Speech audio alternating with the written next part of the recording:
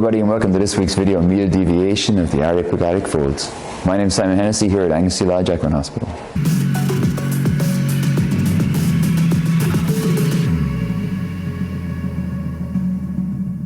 So most conditions of the upper respiratory tract are complex and involve multiple structures, usually with a primary condition and then often multiple secondary issues occurring.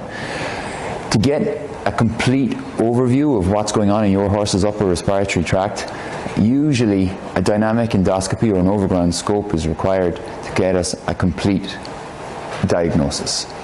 Medial deviation of the Aryepiglottic folds is probably the most common secondary condition that we tend to see in horses with problems with the upper respiratory tract, especially horses with laryngeal paralysis or intermittent dorsal displacement of the soft palate.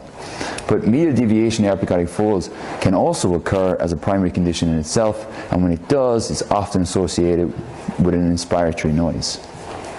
With this condition, the delicate mucosal soft tissue folds of the Aryepiglottic folds tend to become loose during exercise and can be sucked centrally into the airway. When this happens in the vast majority of horses, the amount of airway that's obstructed is minor, usually accounting for less than 10% of the total airway, and so treatment is not warranted in these cases.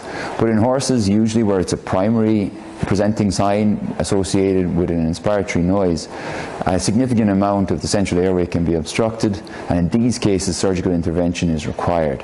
At Angus Lodge Equine Hospital, we tend to perform diode laser removal of these Aryepiglottic folds under standing sedation and local anesthesia.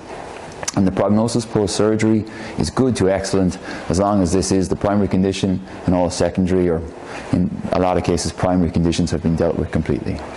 And that's it. Stay tuned for our next video on epiglottic entrapment.